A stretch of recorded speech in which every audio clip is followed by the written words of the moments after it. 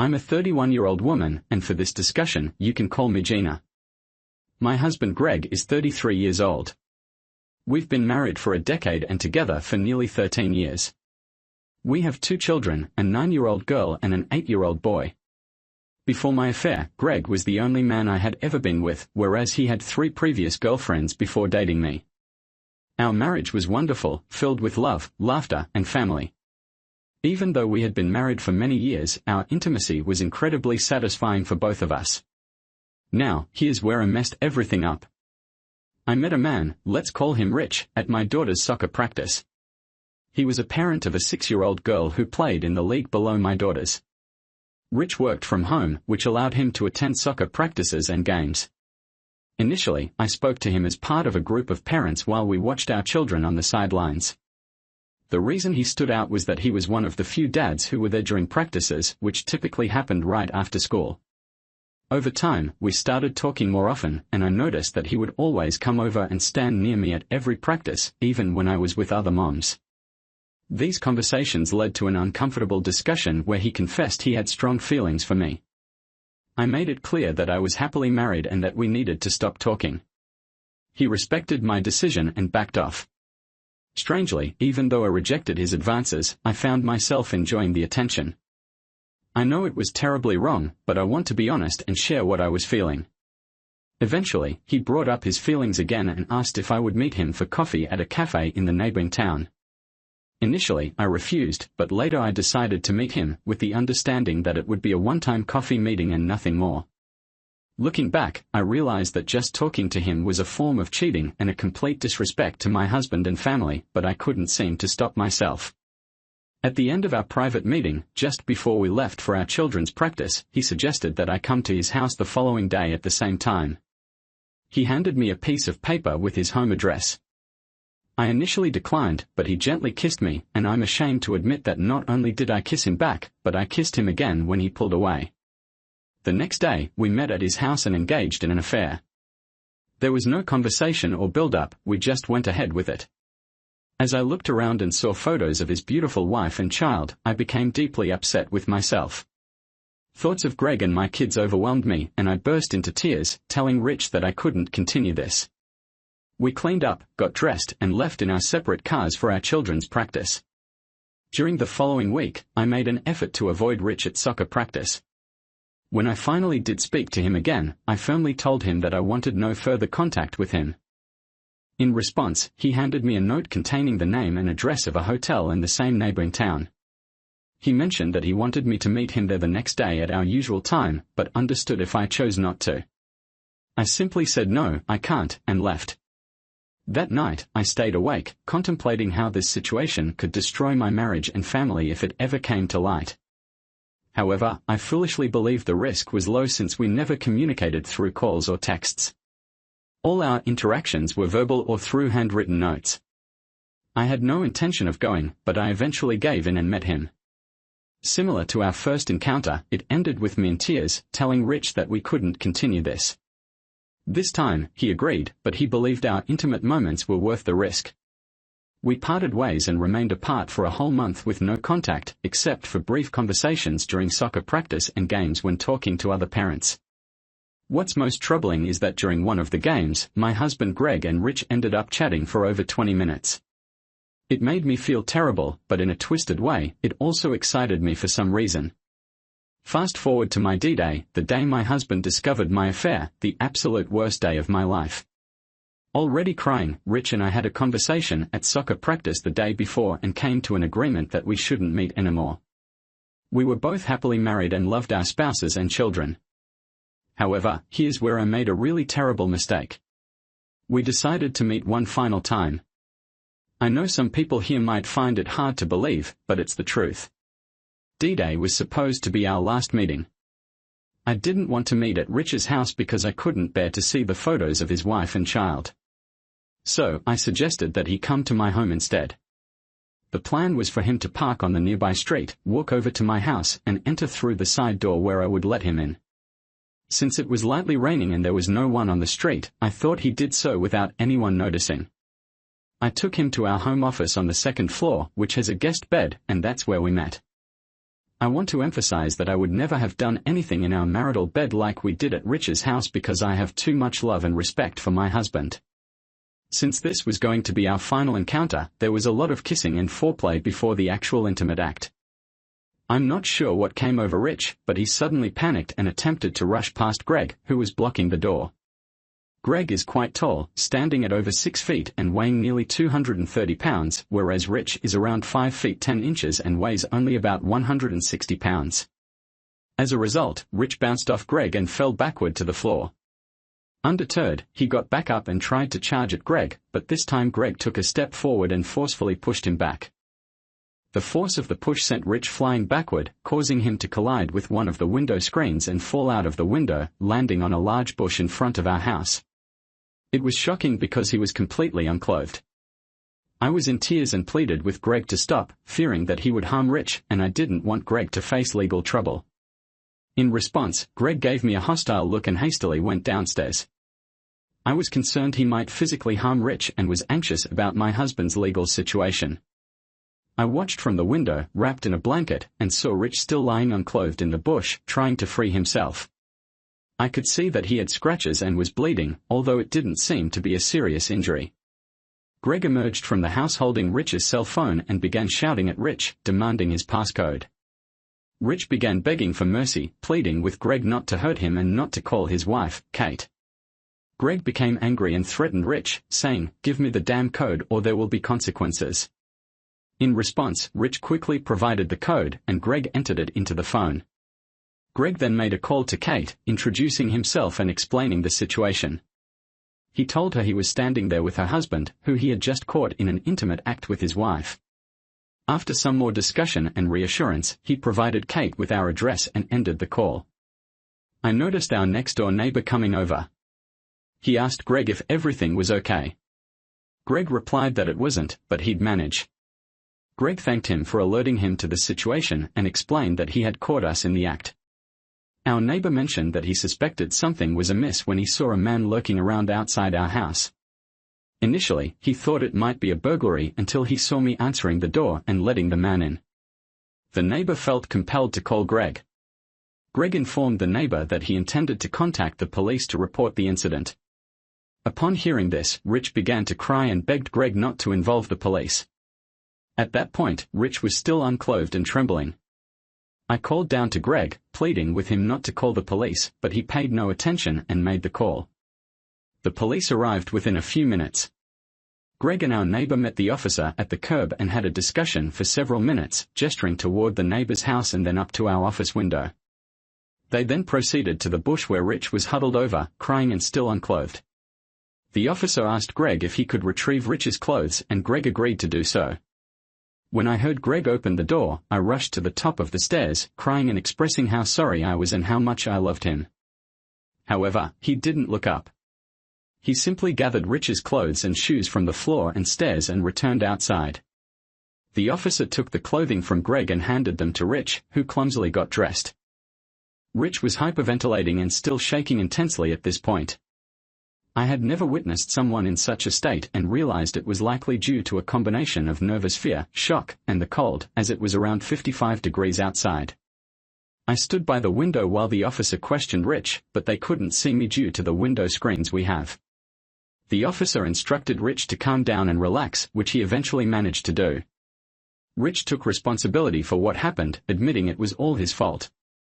He provided an honest account of the situation, explaining that he charged at Greg because he just wanted to get away from there. The officer asked whether Greg's action of pushing him was defensive or offensive, to which Rich responded that it was defensive. I felt relieved that Rich didn't falsely accuse Greg. Before long, a group of neighbors had gathered in front of our house. The neighbor who had alerted Greg was explaining the situation to them. I was deeply embarrassed and couldn't help but cry even harder.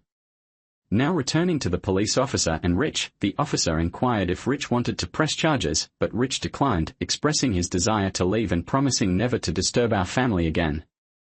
Shortly after, Rich's wife Kate arrived in front of our house. My husband went out to meet her, and they had a brief conversation. Rich rushed over to her, crying and apologizing, but she didn't acknowledge him. The officer spoke to Kate, and I could faintly hear her saying that she wanted Rich to stay away from her. The officer then instructed Rich to step back, which he did, and he started sobbing uncontrollably. The officer had a conversation with Greg and Kate for a few minutes before entering the house to talk to me. He called up the stairs and asked if I could come down and have a conversation with him. I agreed but requested a minute to get dressed. The officer then took my statement, and towards the end of our conversation, he mentioned that my husband had requested that I voluntarily leave the home. I told the officer that I didn't want to leave and that I needed to discuss this with my husband. The officer understood my feelings but explained that it might be best if I left, at least for the night, to allow things to settle down. I broke into tears and the officer asked if there was someone I could call. I told him yes, my parents. Almost immediately, I heard my mom on the porch talking to Greg. When I saw her expression, I simply said, "Mom, I'm sorry. I messed up really badly." The officer then explained to my mom that it would be advisable for me to stay with her for a few days until things calmed down. I went upstairs with my mom to pack my things. She didn't say anything while I packed, but I could tell she was upset, embarrassed, and deeply disappointed in me. Once my mom and I came downstairs and went outside, only the officer was there, along with several neighbors who were still on the sidewalk talking. The officer informed us that Greg had gone to pick up the kids from school and would be taking them to practice, followed by dinner. He mentioned that Greg had requested that I close and lock the door, and he, Greg, would get in touch with me in a few days to talk. Upon returning to my parents' house, both Mom and Dad reprimanded me for ruining my marriage.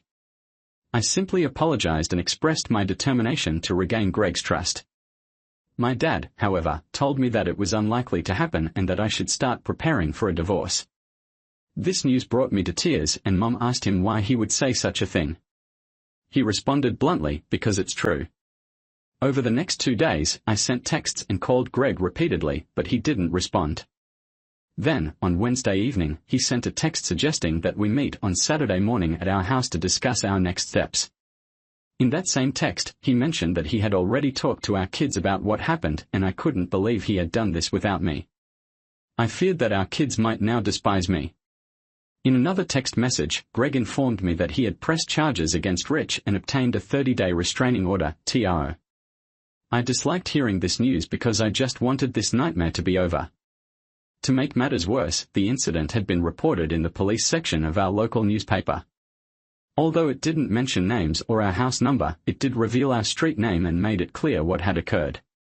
Saturday arrived and I felt a mix of excitement and nervousness about seeing Greg again. My dad and Mom drove me to our house and stayed on the porch as Greg and I met inside. I told them they could leave, but Greg insisted on them staying as he didn't trust being alone with me. When I approached him for a hug, he held up his hands to keep me at a distance. We sat down, and he handed me separation papers. I broke down in tears and pleaded with him, saying, "No, please don't do this." I continued to beg and express how deeply sorry I was and that I loved him, only him. However, he responded with a firm no and began explaining the contents of the separation papers. Despite my continued pleas, he kept on explaining the details of how the separation would work. He mentioned that I could move back into the house, but I would be staying in the office, which would remain as it was when I left.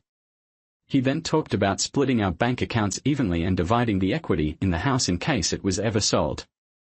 However, he emphasized that he wanted me to waive any claim to his 401k retirement account.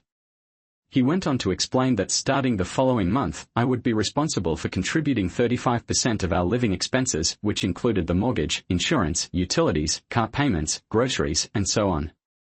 Given that I didn't have a job, I would need to pay him this amount for my share of the savings. He made it clear that all of these terms were spelled out in the separation agreement and advised me to consult with a lawyer to review it. I expressed my reluctance to involve a lawyer and reiterated my desire to talk to him about our relationship. But he calmly but firmly stated that there was nothing left to discuss and that he just wanted to officially separate from me.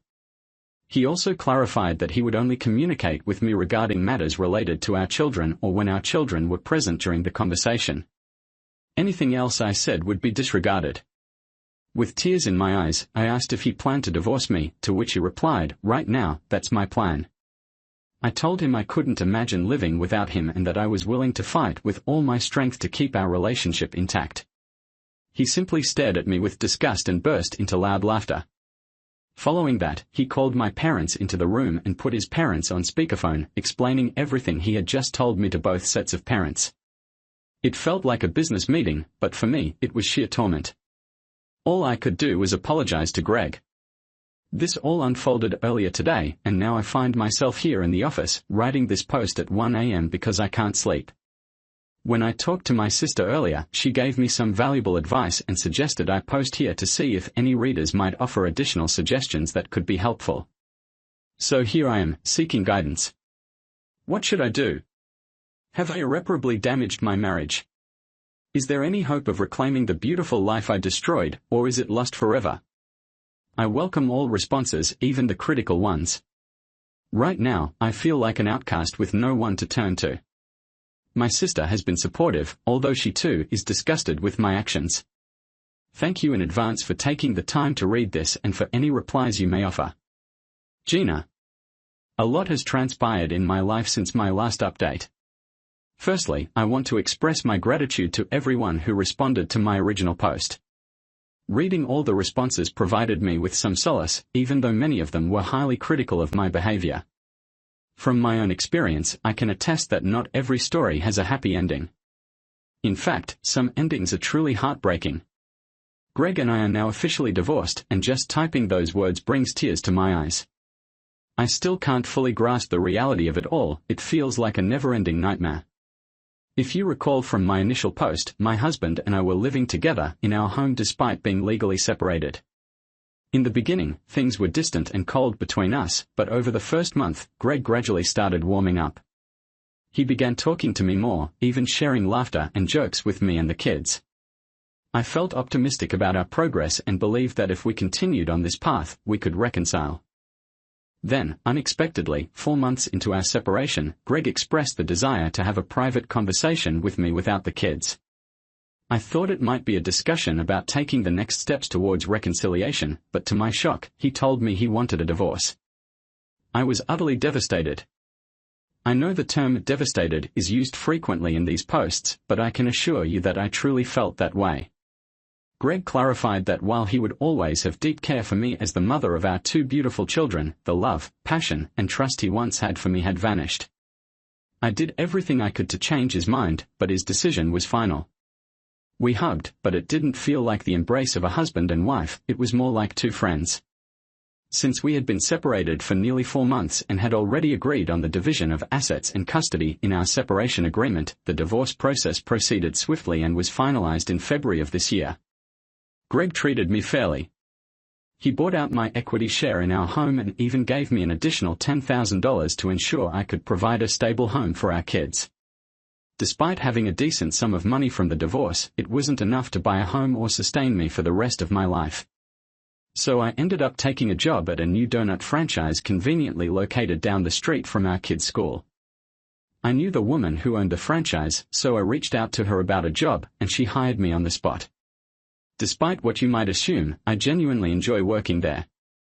The owner is incredibly kind and understanding, my colleagues are fantastic, and our customers are extremely friendly. Sometimes I wish I had taken this job while I was married, perhaps things wouldn't have turned out the way they did. You know the saying, an idle mind is the devil's playground, or something like that. Well, I can't change the past. Contrary to what you might think, I love working there. The owner is very nice and understanding. My coworkers are awesome, and our customers are super friendly. I kind of wished I had gotten a job while I was married, as maybe things wouldn't have turned out like they have. How does the saying go? An idle mind is the devil's playground, or something like that. Oh well, I can't change the past. It's clear that Greg and Kate were involved with each other during our separation. Rumor has it they began their relationship shortly after D-Day, but since we live in a no-fault state, it doesn't really matter. Unlike Greg and me, Kate decided to divorce Rich promptly. Their divorce was finalized months before ours, mainly because the house they lived in was a gift to her and they didn't have much in savings. As for Rich, it's a tragic story. He was deeply affected by the divorce, and on Halloween of last year, he got arrested for a DUI. Apparently, it was his second offense. Kate used this to gain full custody of their daughter, and now Rich only has supervised visitation, which takes place at Kate's parents' house. Because Greg and Kate don't want to see him and Rich is afraid of Greg. I heard all of this through gossip. I find it both unfair and unkind for Kate to take these actions against her child's father, even though she may have strong negative feelings towards him. However, I understand her motivations behind what she did.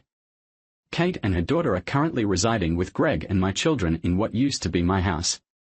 Although it's no longer technically my house, I still think of it that way. This whole situation is really disheartening, and I try my best not to dwell on it, though it's a constant presence in my mind.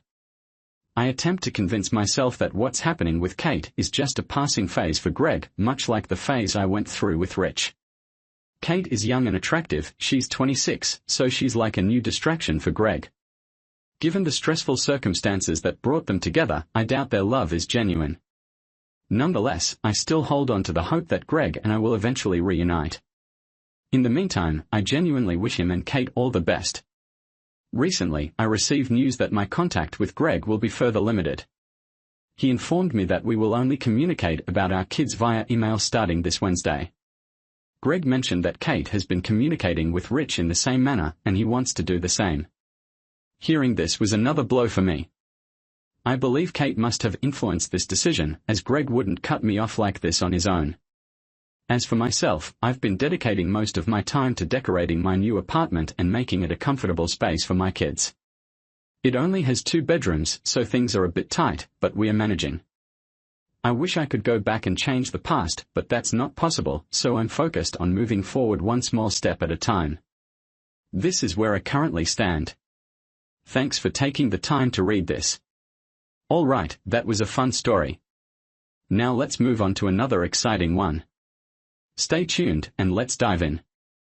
I met my wife when I was 16 years old, but we tied the knot when we were both 21, and we welcomed our daughter at 22. Now we are both 47. The day I discovered her infidelity was rather unusual.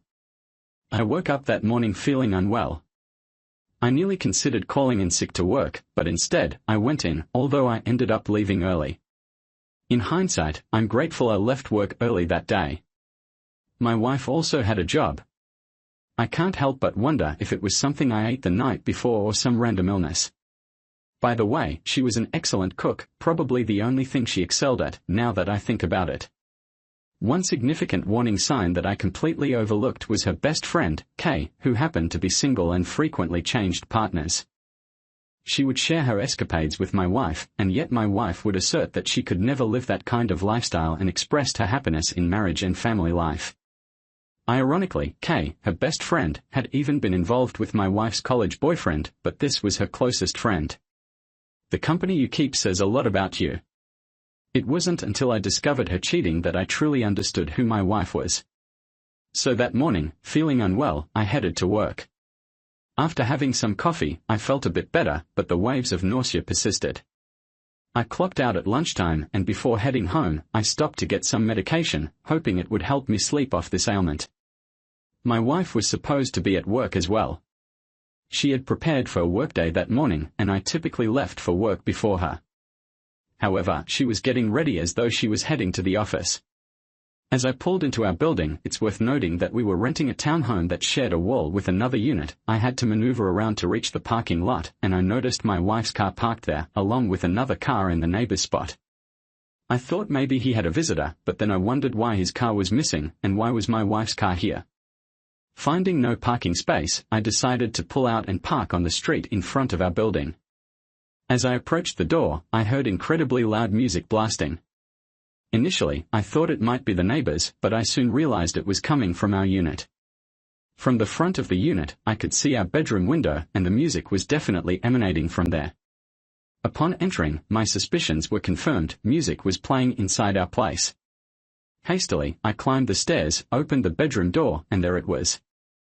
My wife was engaging in physical activity with a guy who I later discovered was her boss, while her best friend was hugging the man.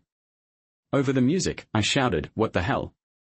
My wife swiftly dismounted the guy, her boss, and implored me to calm down, addressing me as, "Honey, please stop."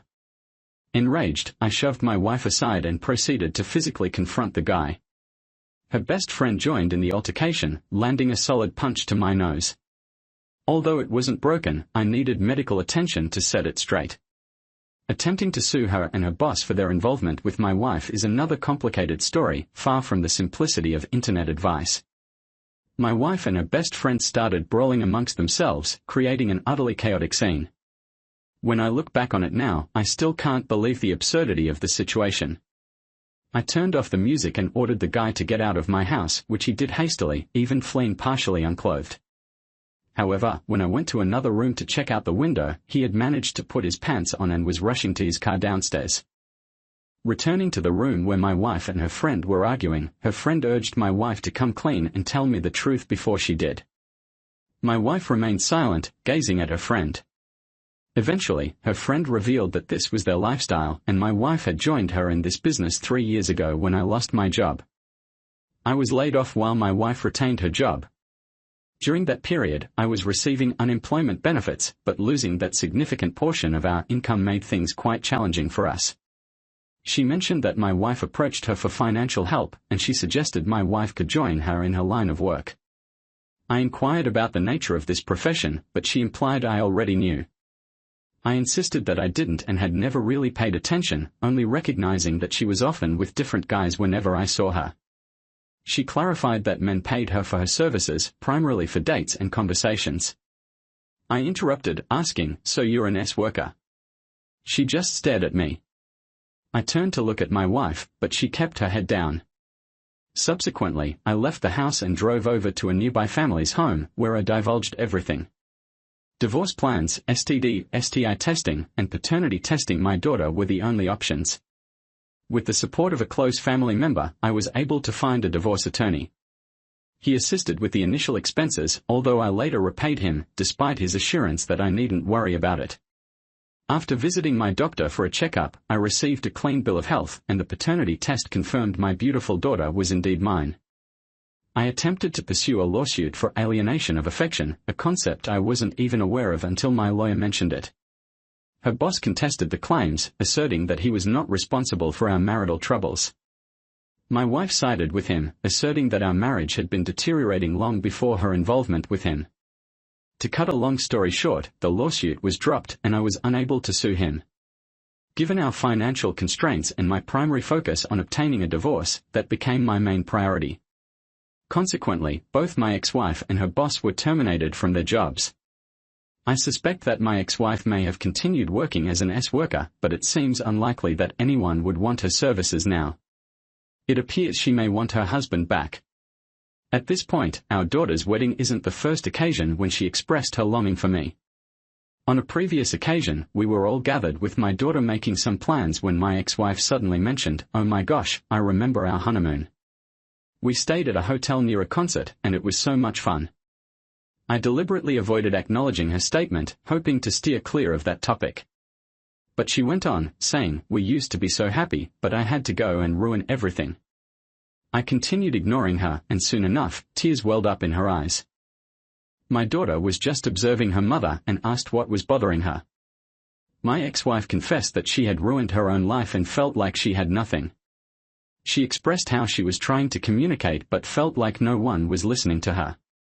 She pleaded with my daughter to promise that she would do whatever it takes to keep her own family together and not repeat her mistakes. I struggled to suppress my laughter, but I couldn't hold it in entirely, and both my daughter and ex-wife turned to look at me. I quickly excused myself to the restroom, where I couldn't help but burst into laughter. I couldn't believe this woman. I even poked fun at myself while looking in the mirror. After composing myself, I returned to the main room, and we resumed our planning. On the day of my daughter's wedding, my ex-wife told me she missed me. She mentioned that being at our daughter's wedding brought back memories of the love we once shared and the family we had. She expressed regret over her actions that led to the downfall of our family and hoped that one day, I could find it in my heart to forgive her.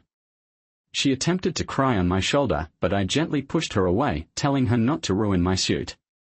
Then I went back inside to celebrate my daughter's special day. My daughter wanted us both to take pictures together, so I did it for her sake. Honestly, I can't stand being around this woman, but she always seems to find her way to me. I tried mingling with others, making sure everyone was fine, but when I turned around, she was right there behind me. I asked her politely, "Can you please step away?" She held onto my shoulder and pleaded, "Please listen to me, please."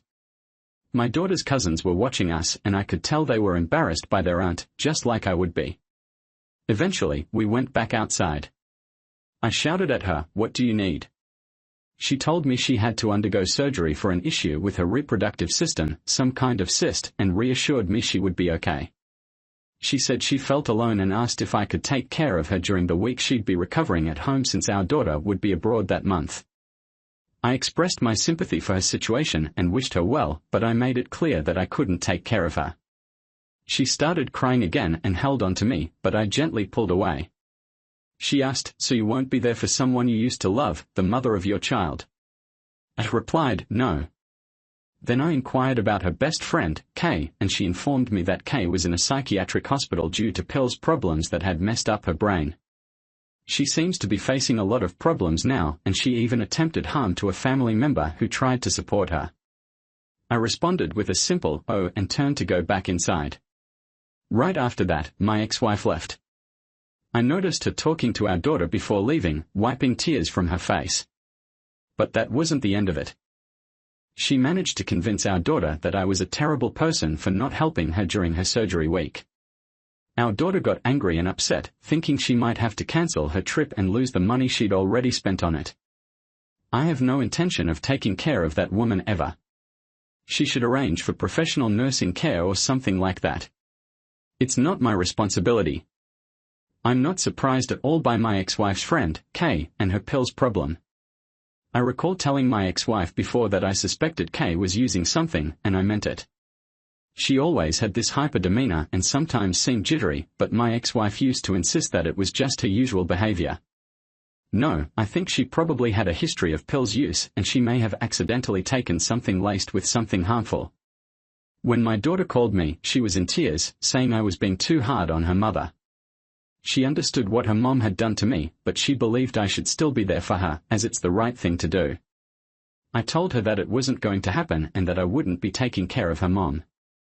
She has other family who should take care of her, and it's not my responsibility. I made it clear that I wanted nothing to do with her mom. I tried to explain this to my daughter, but she just couldn't seem to grasp it. Nonetheless, my daughter didn't cancel her trip, she went ahead with it. My ex-wife made one final attempt to get me to help her, and it came with tears. I received a call from her sister's phone and briefly spoke to her sister. She said, "I'm calling on behalf of my sister, your ex-wife. She wants to talk to you." I declined and explained that I knew what this was about and I didn't want to hear it. Her sister went on to say that no one else was available to help and the surgery needed to be done urgently. She even offered to pay me to do it, but I firmly refused, saying, "There's not enough money in the world to make me help." I asked her to stop calling me. My ex-wife then got on the phone and asked me to stop being so stubborn and do what I'm supposed to do. I pulled the phone away from my face and just stared at it, thinking, what am I supposed to do? I thought to myself, is she joking? I brought the phone back to my ear and asked her what she meant. She replied, "Yes, we're divorced, but we were once married, and we used to be in love. Love doesn't just vanish. How can I still have so much love for you while you don't feel the same for me? You love our daughter, but you don't love me. It doesn't make sense." In response, I wished her luck with her surgery and then hung up. Afterward, I blocked her sister's number. I went ahead and blocked every one of her family members in my phone because I didn't want people texting or calling me, pleading with me to come take care of her. She's not my responsibility. If she hadn't betrayed me and still been my wife, I'd have done anything for her. But considering the way she wronged me, possibly jeopardized my health, and tore my family apart, you're telling me I should help her. It's my duty as an ex-husband. Is that really a thing? Honestly, if any ex-husband is going out of their way to assist their ex-wife who hurt them, something seems seriously wrong and they should seek help. It doesn't make sense to me, just like her best friend Kay, who ended up in a psychiatric hospital due to similar issues. I haven't heard from my ex-wife, and I have no idea how her surgery went. Truthfully, I don't wish harm upon her, but I hope her surgery went smoothly. I'm not that kind of person, but I won't be persuaded to come care for her, help her get back on her feet, only to be mistreated again.